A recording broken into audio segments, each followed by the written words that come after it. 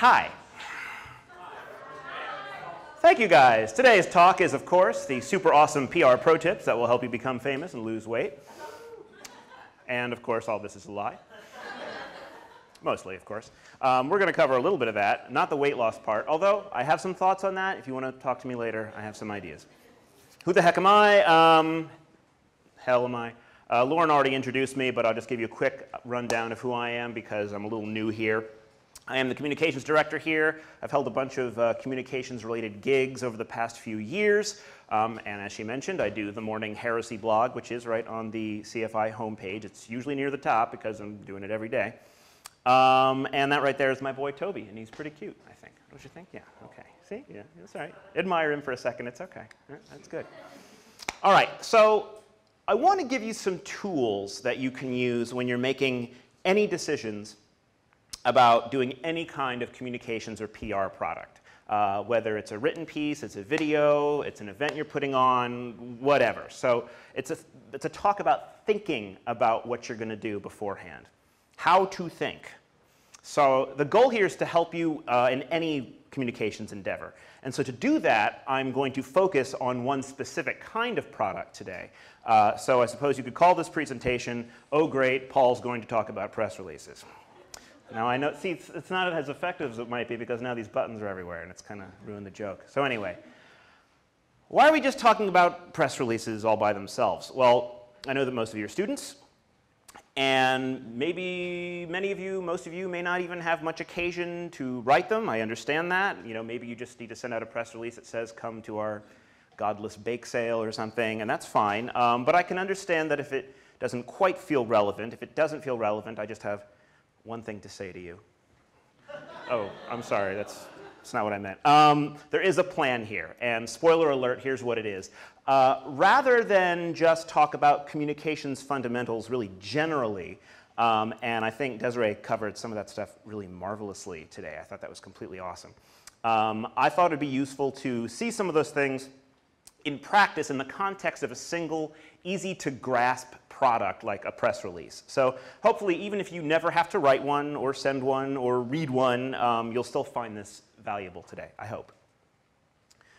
But before we get into that, let's take a small step back and just make sure we understand what we're talking about when we say the press.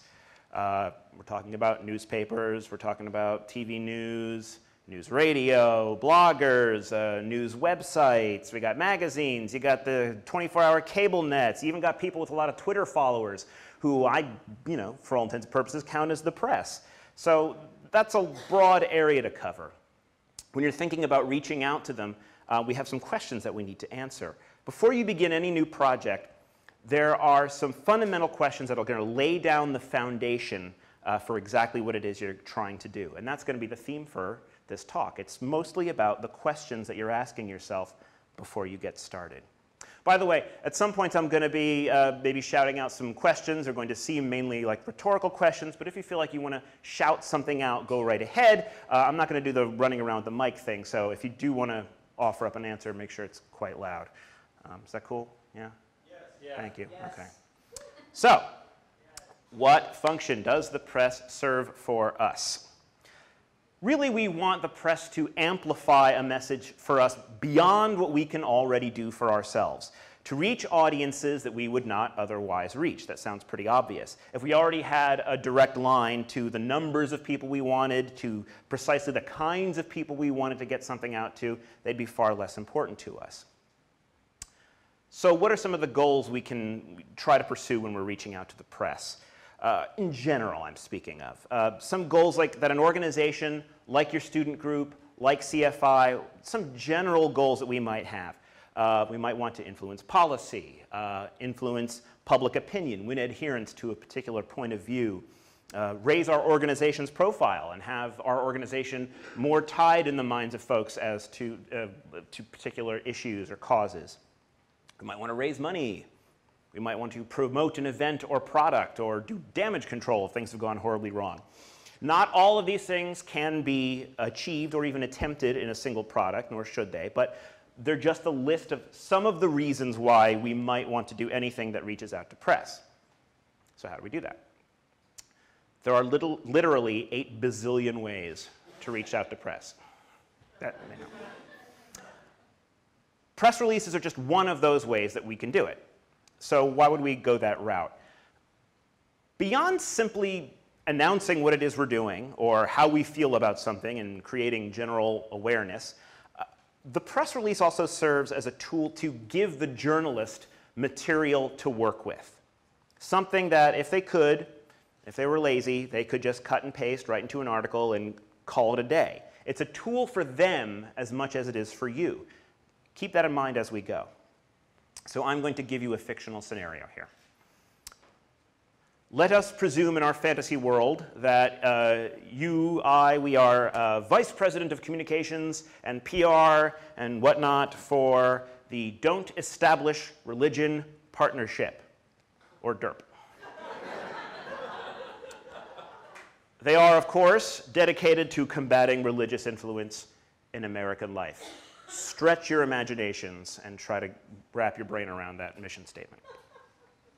And let's presume that we're young and scrappy. We're not one of those, giant organizations with millions and millions of dollars. We're, fighting our way to the top, okay?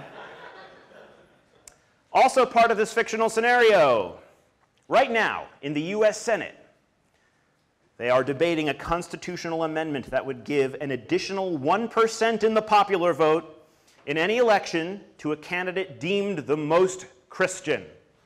Completely realistic. This could happen tomorrow. It's called the Christians Rally at the Polls Amendment, or crap.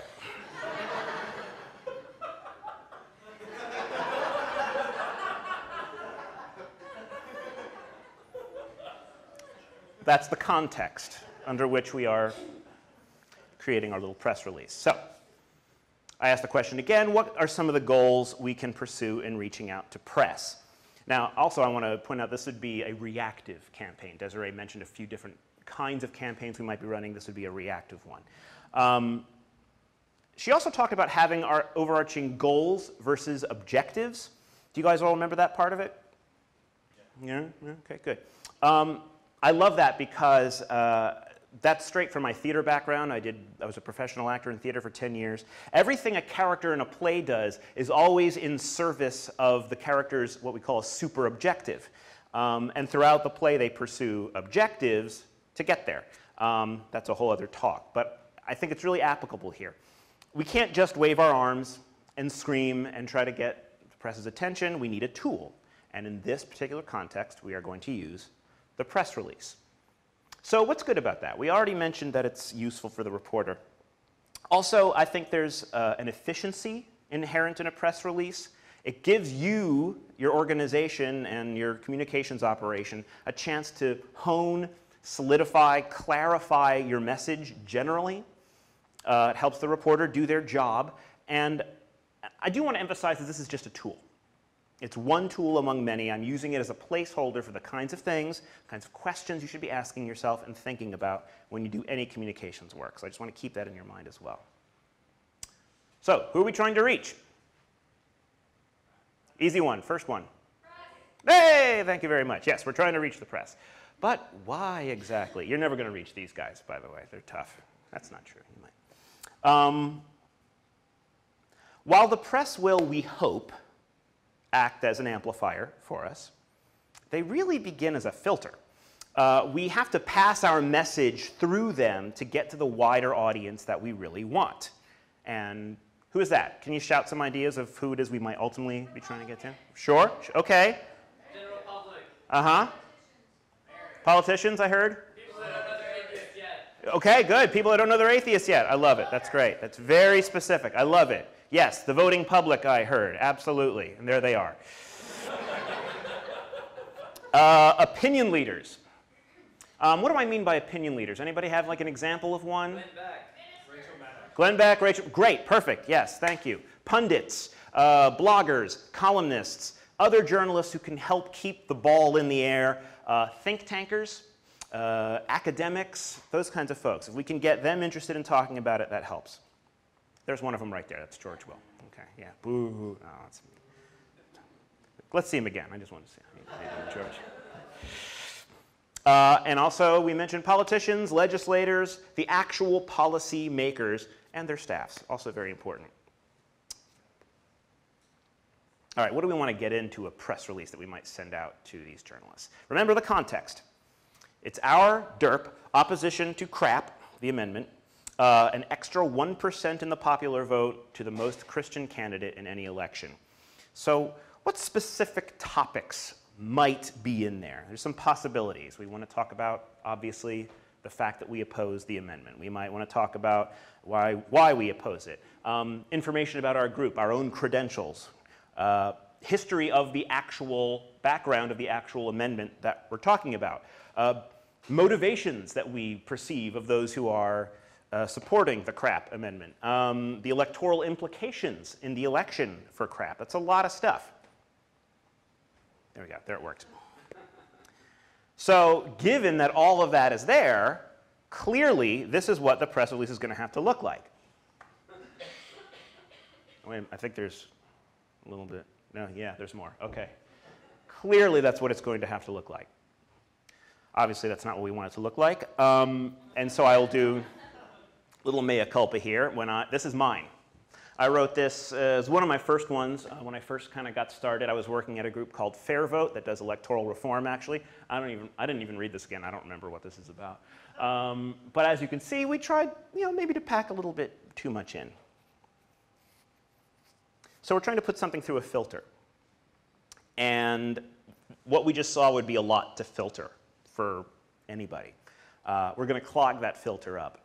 And again, keep in mind that filter, more than just being, less than just being the whole press as a generic concept, that filter is the individual journalist, the individual reporter. And there's one right there. She's the best. So let's think of some things that we might want to assume about the given journalist. They may not know anything about the issue at hand. They may not know anything about your group. Probably on a deadline, short on time. And they're probably going to want something compelling that they can bring to their audiences and their editors. This is the most important part. They get pitched a billion things a day. Their inboxes are flooded with people who want their attention. So how can we make this attractive to a reporter? Well, one way is to have a hook. And what do I mean by that? Something relevant, perhaps. Something that's attached to a hot-button issue already being discussed in the news. In this particular case, we can probably assume that there is some heated debate around the crap amendment, one would hope. Attachment to a major public figure would be another possibility. Something that relates to people's everyday lives and concerns. Wherever there's drama, pathos, comedy, if it's funny, that's a good hook. You want to have mercy on them. Keep it short and concise. Their time is very valuable. And again, help them do their job. Answer all the basics. The who, what, where, when, why, etc. But more than anything else, give them content that they can use, something that is useful to them. Remember what we talked about. They don't know anything, we presume. So we want to get them everything they need to begin that story. Put yourself in their place. Think about what you would want in their position. Would you want to get sent a policy paper with a lot of footnotes? Probably, more likely, you're going to be interested to begin with, to get your attention, something concise and substantive that's going to entice them to go further. So what is it we're going to say? What goes into this piece? There's a lot that we could say. It's a big deal. It's a crazy, absurd idea, and my goodness, it's made it to the United States Senate. I can't believe it. So there's a lot we could talk about here. Here's just some options here. The fact that we oppose it, why we oppose it, why you should oppose it too, the fact that DERP opposes religion and government generally, opposes religion generally. We could talk about ways that our organization has so far helped create a more secular society. Again, a lot of stuff. Is it entirely clear what should stay and what should go, of just these options I just kind of made up. I don't think it is always entirely clear. For example, why we oppose religion generally sticks out to me as not being particularly relevant to this particular issue. That's not to say we wouldn't want to talk about it in other instances, but in this particular one, it may be something that we can leave out. Again, we're trying to avoid this. What is the core message? What are we really trying to say? Before we go farther into that, I do want to talk about some of the things that we're not going to get into today just for lack of time, but these are all other things you're going to want to be thinking about, and I'm sorry, Desiree, I did put tone up there. I'm sorry. But luckily, we're not talking about it. Rhetorical devices, ways of framing the message, those are for other talks, but I want you to have those in mind as well. But I'm happy to talk to you about them later if you want, okay? So again, what is the core message? The question we need to answer here is, what is the one big point that we want to make? Remember, the context is our opposition to this amendment. Can it be boiled down to one paragraph? Can it be boiled down to one sentence? We better be able to boil it down to one sentence. Can we boil it down to a tweet? The crap amendment should be defeated because even if we just want to complete that sentence, we have a lot of things that we could shove in there. These are just some of the reasons we might be opposing it. Violation of church-state separation, violating concepts of democracy, discriminating against people based on religion, incentivizing candidates to pander to a particular ideology, implying that non-Christians are less valued, creates problems as to defining what it means to be most Christian. There's a lot of reasons that we might want to talk about for deciding what is wrong with it, but again, we might wind up with this. It terrifies me to see it this big, I have to tell you. So we have to prioritize. But how? What's the standard by which that we're going to say what we aren't, that we're going to choose not to say or to say something? As much as we might ache to do so, because there's a lot of good stuff we might want to put in there. Well, I think it's about your group's uniqueness. What's unique to you, your group, and your area of expertise? Remember that flooded inbox of the billions of people trying to pitch, they're not going to have any problem finding folks who oppose the crap amendment. But we come from a particular perspective. So perhaps what makes sense is to come at this strictly from what is, which is what? Any ideas? I'm sorry? I can't hear you, I'm sorry. All right, never mind, okay. Okay, well, we can guess that the progressive groups are going to cover and the electoral reform groups are going to handle like the democracy areas of it. We can assume that religious groups who may be left out from this amendment are going to oppose it on religious grounds. So I think our angle is the church-state separation issue. The Establishment Clause. It's probably going to be our strongest tack. It's not our only tack, but it's the one that's most specialized to us. So one way that our one-sentence version of it might look: DERP opposes crap because it unfairly gives political advantage to candidates for public office, explicitly due to their adherence to a particular religion. So in this version, I'm talking about that it's unfair to candidates based on religious discrimination. Another version would say, DERP opposes crap because it enshrines religious discrimination against voters solely based on religion and wrongly casts millions of citizens as less moral, less worthy, and less American. This one highlights the voters. So these are just two possibilities. All right, so let's presume that we've done the work. We figured out what our one-sentence version is and what we want to say. And we've answered a few questions. We know what our goal is. We presume we know what our message is, our intended audience, the filter we have to pass it through, and then we're going to learn what we want for our structure, and that's coming up next. And once we've combined these 5 things, these 5 lions of communications justice, then we will have a Voltron of PR awesomeness. Yeah, okay. I just want to look at it for a second. All right, so what does it look like? Before we can form Voltron, we need to know how to structure this thing. When I was at George Washington University getting my master's in political management, I had a communications professor who was an evil Republican operative. But she was very, very smart. And she laid out the basics of how to construct a press release in such a way that I was like, oh, this is perfect. And I want to share it with you. I want to share her evil with you, okay? Part one, tell them what you're going to tell them. Tell them. Tell them what you told them. Can everybody wrap their brains around that one? Tell them what you're going to tell them. Tell them. Tell them what you told them. I'll give you a real-life example. This is a press release. You don't have to. You have this handout, by the way. This will be the first, I think, of the orange handout. So if you want to look at this, it might be useful. It's not required, but just in case you want to reference it yourself. This is a press release that we put out a couple of months ago.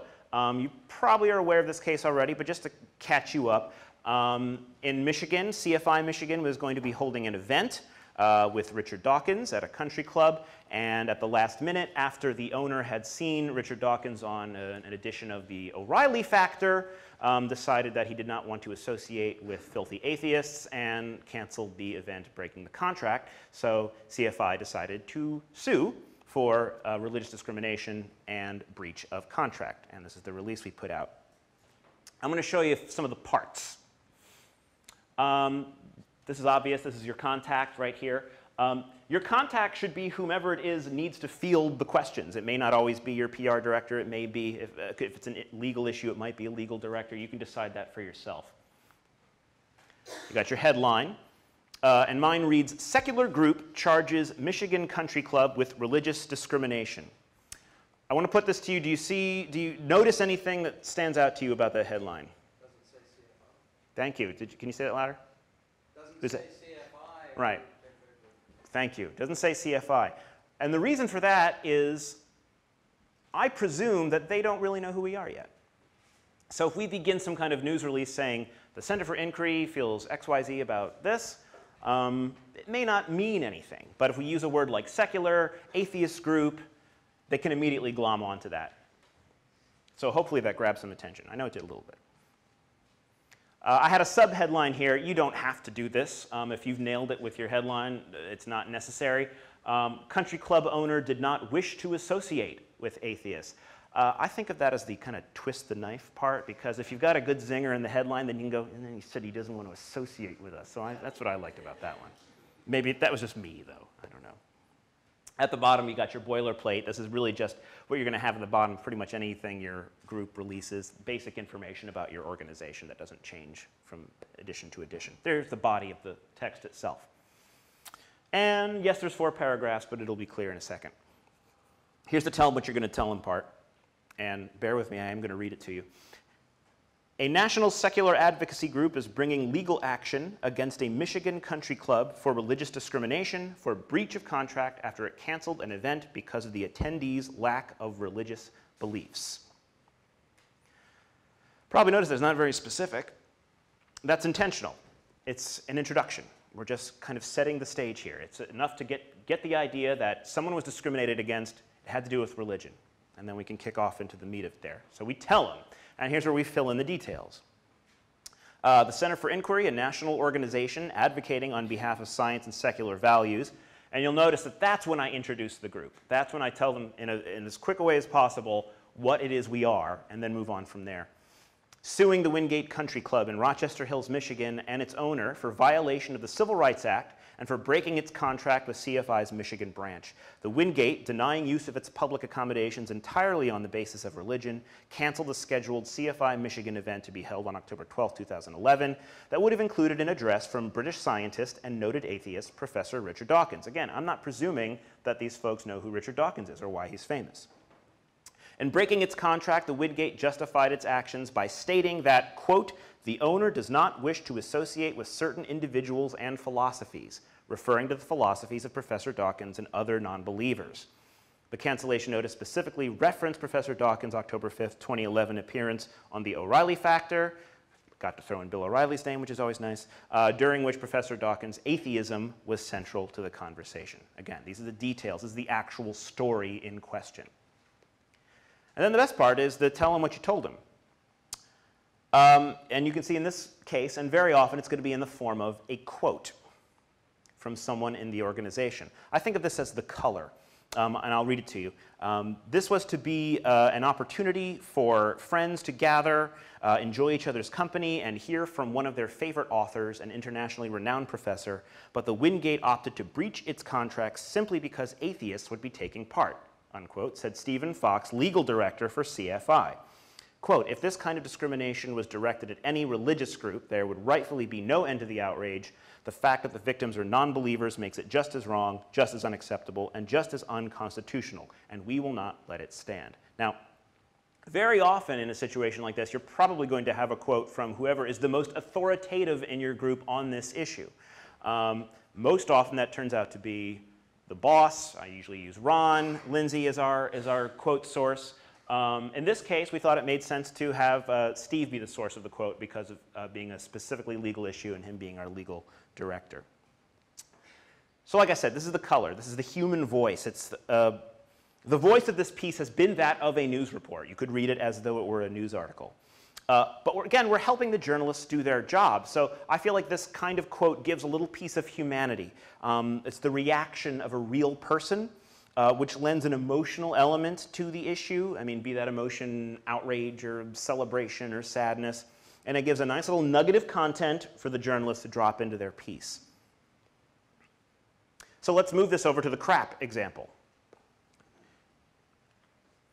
So I came up with this press release. It's your next handout if you've got that in your folder there. And I threw this together for this particular issue. And to bear with me, I'm going to read it to you very quickly. Crap is insane, must be stopped, says secularist group.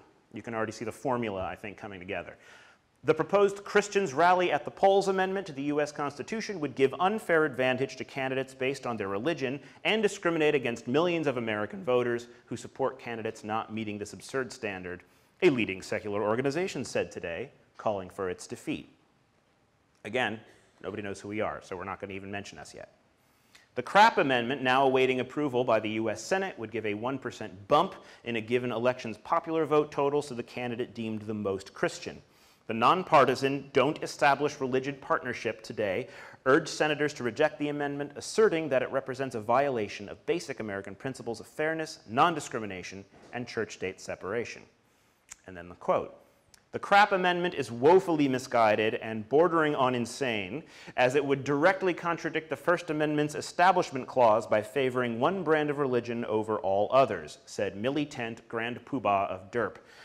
No candidate deserves electoral help because of their religion, and no American's vote should ever be devalued because of that religious preference. The U.S. Senate must stop this dangerous amendment in its tracks before it goes any further. Very dramatic. So, obviously I'm showing you something that's very structured. One press release can, in terms of the format you use, tend to look like many others. That's not a bad thing necessarily, and it's not to say that every press release has to follow this exact format to the letter. That's far from the truth, particularly if you look at, say, a press release from a major, very well-established organization, when that's kind of part of the establishment, you know, like an ACLU or a Family Research Council. Those folks have a lot more leeway to throw in more content, several quotes, because they already know that folks are going to be looking for their reaction to certain things. So they get a little more leeway to do that kind of thing. So anyway, these are some basic formatting things, but you know the old adage that, you know, rules are made to be broken. I actually don't like that adage very much. I'd rephrase it this way. Rules are made to be followed, but may be broken in certain occasional circumstances by people who are really good at following the rules. In other words, get good at a form. Practice a style so that you're an expert at it, gesundheit. And then you can break the rules as you need to, as the circumstances call for it. But learn the rules first. So what if it works? You've sent out your press release, and folks are biting. You're getting calls, you're getting emails back, people want to talk about it.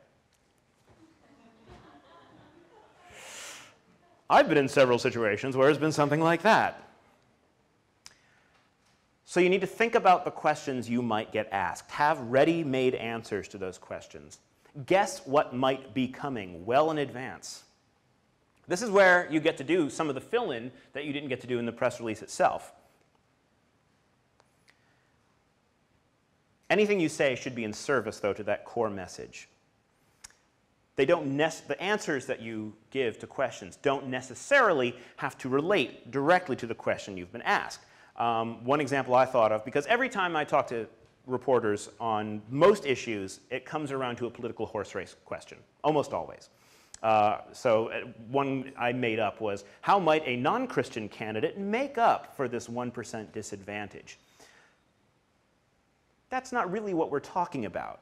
So we kind of want to try to veer it back toward our own topic. So something like, well, that's just the point. It's absurd that we'd expect a candidate to have to be shackled with that kind of discriminatory disadvantage, and worse, that we disenfranchise that candidate's voters so arbitrarily.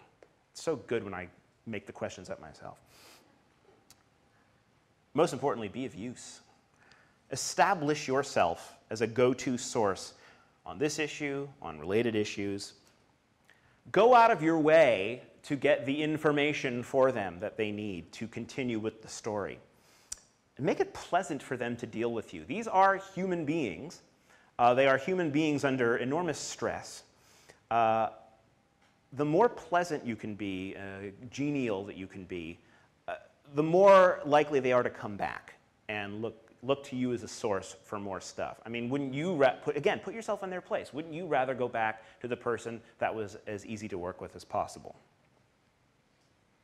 It's all about the questions that you ask yourself before you get started. Here's just some of them that we've been asking today. What do I want to have happen? What's my goal? Who is my hoped-for audience? What do I want to say to them? Who's my filter? And if it's the press, how can I help them do their job? What do my audience and my filter already know? What do I need to explain to them? And what might be further answers down the line? Another way to put that last one is, what are my responsibilities after this goes out? But what if we change some of these answers? Again, the subject still being the same, that this horrific constitutional amendment is on the verge of coming to light.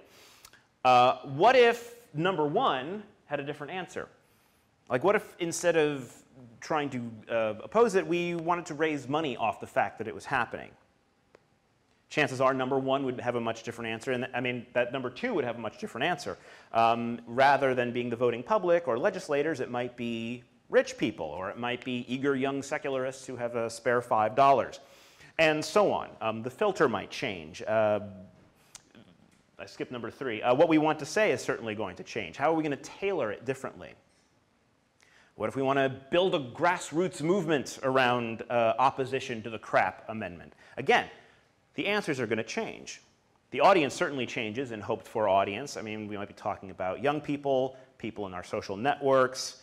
The message change, the filter might, this is an interesting one for me, is the filter change in something like that? Do we even have a filter anymore at that point? I'm not sure about the answer to that. The point is the questions, not necessarily the rules. So while I've been talking a lot about structures, boxes you need to check, it's not about the rules. It's about the questions you ask yourself before you begin. Answering those questions. Who am I talking to? What's my goal? Etc. They're going to inform the structure. They're going to inform your choices, be it a press release or anything else. It's going to inform all the things that we didn't get to talk about, like framing and rhetorical choices. Put yourself in your audience's place. If you can remember that, you're going to have already have gone very far toward achieving whatever goal it is you're trying to achieve. Before you speak, think about who's going to hear it. So now we're going to move into a Q&A. We have a little bit of time left, I think. So as we do, please put yourself in my place. Express everything you say in the kindest, most gentlest way possible. So I'll want to come back and work with you in the future. So be nice to me, and thank you very much.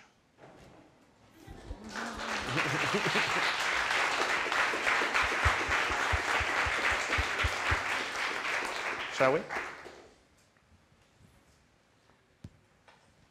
I have a question about dealing with local, or like your campus group, student newspaper.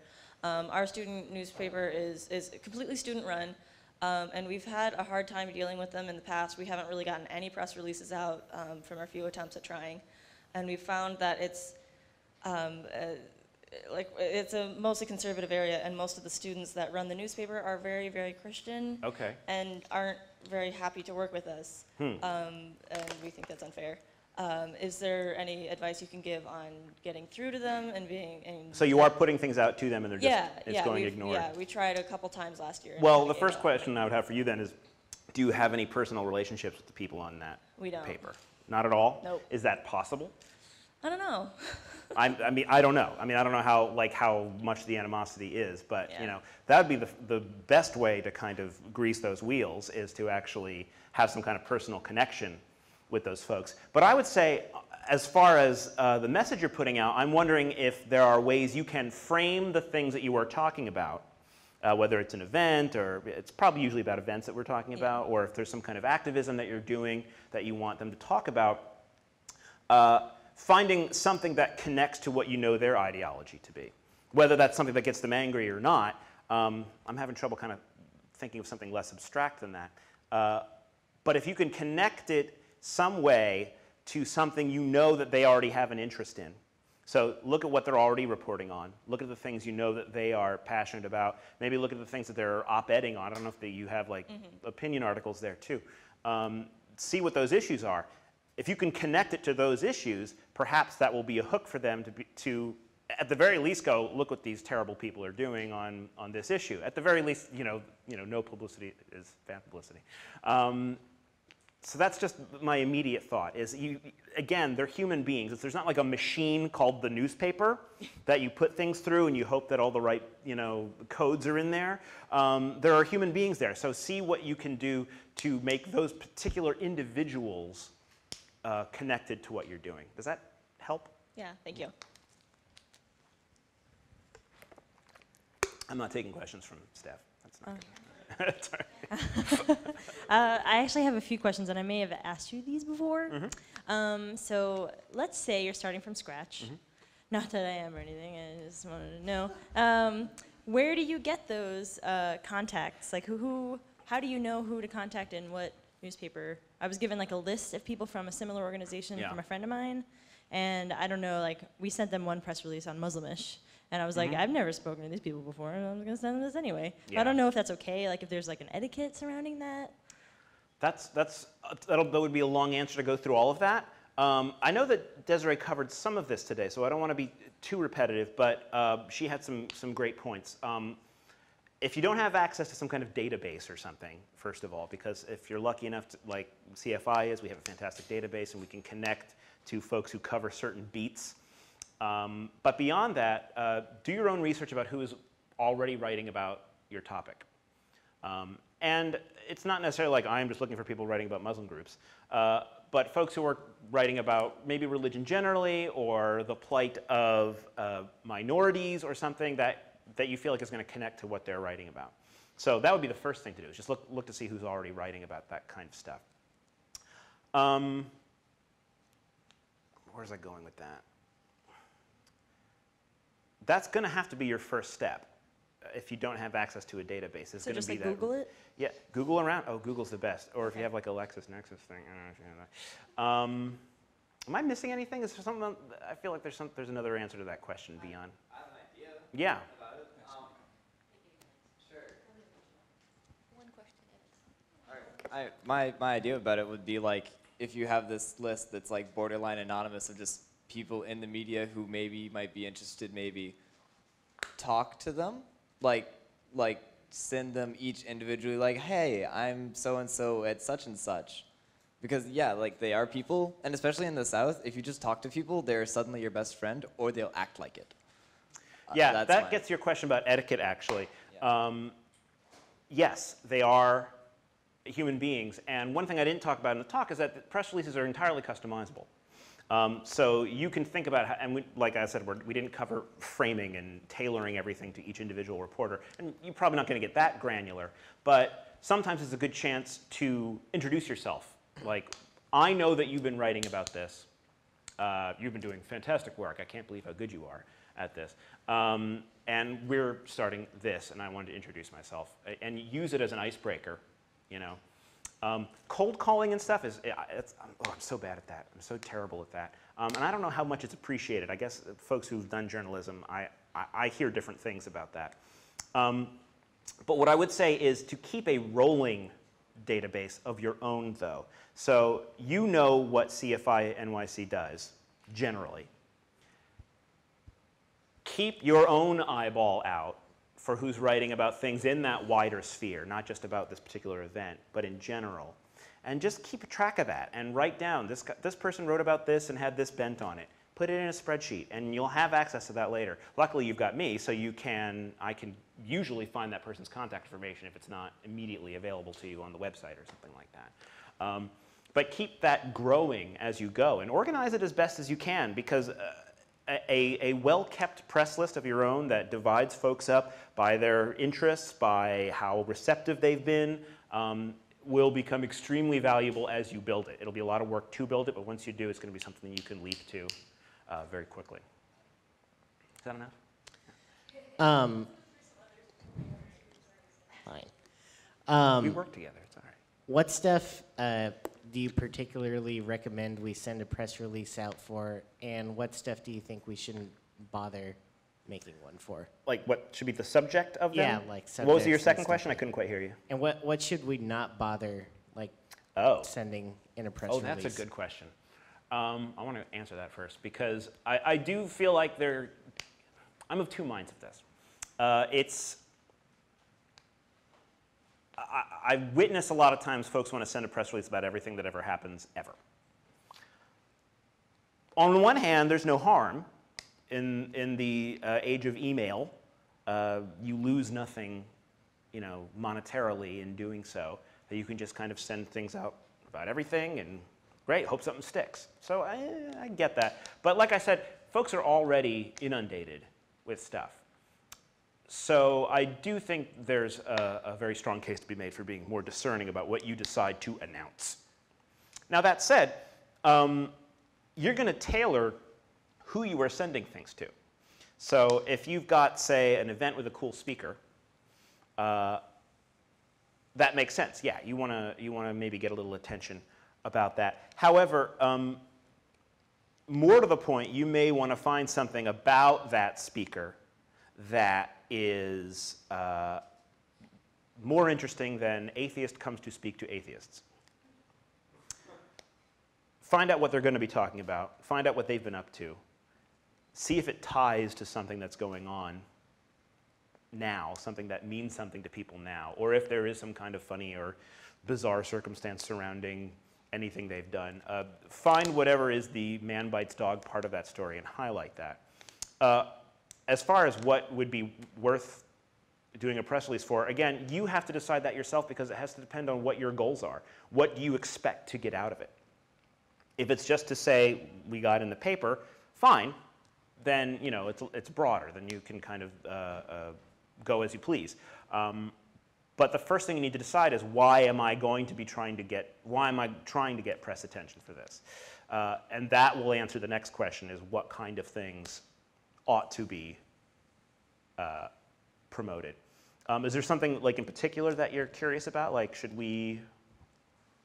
Oh, one of the few times that my group tried to send out a press release, it was for when Mikey Weinstein came to talk at our school, and we all thought that would get like immediate press attention, but no one responded to us. So I wasn't sure if this was like a thing where, like, you know, tons of student groups on campus are always getting, you know, their special speakers, and if like that's not something that the press wants to do, is do free advertising for student groups. Right. So the question, so I don't know why specifically that would not or would not get picked up. But again, that's another situation where I feel like you need to find what is interesting, particular about that, rather than just this guy's going to come and talk to us about subject X. It needs to be expressed to the given journalist you're talking to why that is interesting right now. Like, why would you care about this happening at this moment in time? So there's certainly lots of, I don't know how immediate some of these things are, but there's certainly lots of turmoil around evangelism in the military, et cetera. So there is some kind of hook there around a real piece of drama and contention in our discourse. And so if you can express it in that way, that this is part of that story, then you might have better luck.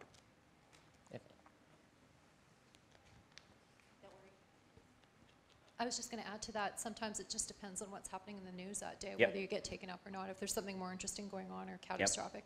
My question was, can you give us a sense of time frame and when these should be released according to, I guess, like an event would be a different time frame than something that's more immediate politically, right? Can you give us a sense of That's a great when to question. release them? Yeah, and that really depends on what we're talking about. If it's an event, you want to give plenty of time for people to get there. Media alerts in general, like there's a particular form of the press release, you know, it's a media alert where you're just letting them know there is this thing happening, come and show up to this thing, and here's why you want to show up to this thing, and then it's mostly about the details. You got to give these folks time to plan, so that's one thing. Sometimes, though, you don't have control over that. Sometimes it's just whatever's happening right now. So if you're dealing with an issue that hits the news and you want to get your response out to it as quickly as possible, it's really just about scrambling. Friday is a bad day, usually, to send things out. I'm not sure why that still is, because we're not on a newspaper-led time frame anymore. So I don't know how relevant the whole don't bother sending things out on Friday thing still is. Certainly I think with things like social media, the internet, it's less of an issue, but for national press, I think it's still Friday is usually a kind of a crummy day to send something out on. Does that answer your question? Thank you. I'll do a follow-up, which is even more specific. Like, Yeah, how do you please. need like a 3-week timeout before you're letting somebody know about an event, or is a week sufficient?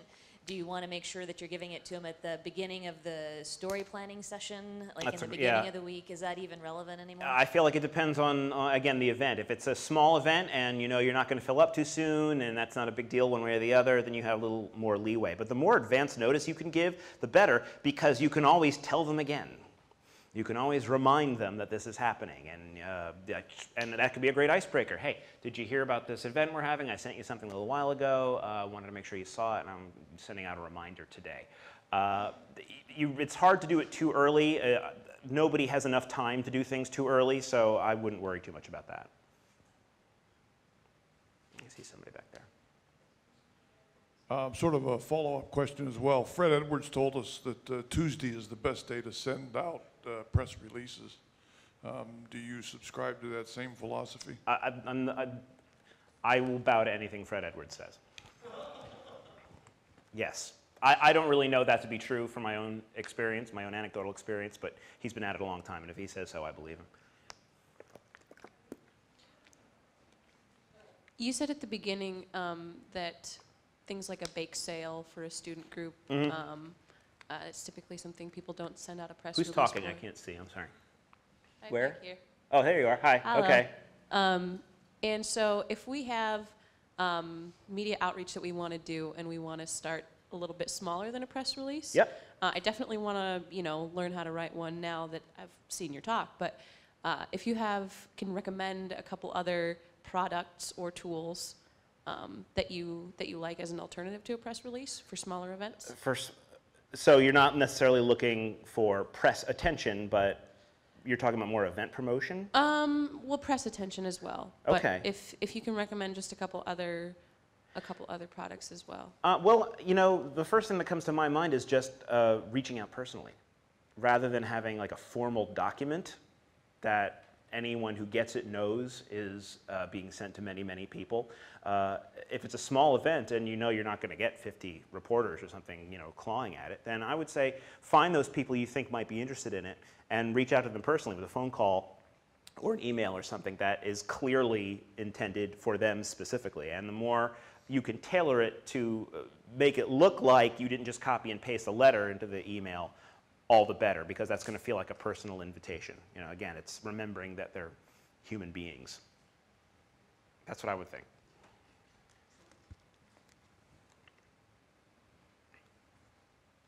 Another suggestion I would have is some of the newspapers, TV stations, so on have calendars of events, and if you can get your events on those. And I found out, I send out a general thing to them, but a couple of my best ones now want you to input it. They have an online input. And I put our major events, it takes too much time to input all of them. Right. Our major events, I input them there in the couple that have said they have the online. So that's a good suggestion, That's I great, think. yeah. And I don't deal with that as much on a day-to-day basis from the national office. It doesn't come up as much, so that's good to know. Hey, I'm wondering if you have any advice about doing press releases for events that are less controversial or seem less urgent. Because we have a number of large speakers every year, and when it's someone like Seth MacFarlane who's likely to offend people, we are totally fine getting press. But we had one event with Jodi Picoult, who's a fantastically famous writer and an award-winning musician. It was on World AIDS Day. It was a really great event, and we couldn't get any press for it at all, and hardly anybody came. And I'm still baffled as to why that is. And the only thing that I can think of is that it just wasn't particularly controversial or exciting, so in that way. Well, what kind of, I guess the question I would ask is what sort of reporters were you reaching out to, like as far as like what their beats were? Because that sounds like very entertainment-centric, and so were there like lifestyle and local, you know, going out and about reporters that were not contacted that maybe would have been a good idea to reach out to? Because at that point, you're really talking about something that's more of a diversion than a contentious discussion or something. Cool. Thank you. Okay, I think this is the last question. Okay. So knowing that press releases shouldn't be used to attack another group, keep that in mind for my question. Okay. How do you respond, how do you publicize hostility you receive from maybe other campus groups? How can you best approach that? Is it better to approach the newspaper at your college informally and say, hey, I have a story, you know, this group X is tearing down our posters, harassing us? I was thinking like a Sharks and Jets kind of thing.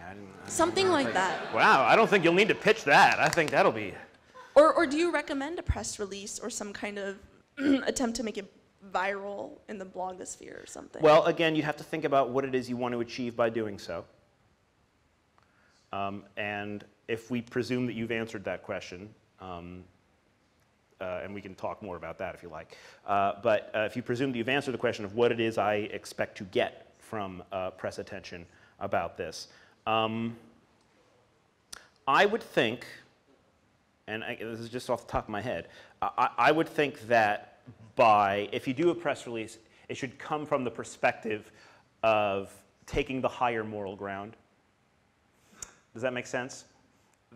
So maybe less of an angry response, like, oh yeah, again, but it depends on what your goals are. But just off the top of my head, it sounds like this is an opportunity to show that you're above this kind of behavior. Look what's going on. And then use it as a chance to highlight the good things that you are doing. And so that you have a nice little contrast there between here's what we deal with, here's what we're actually about. Does that help?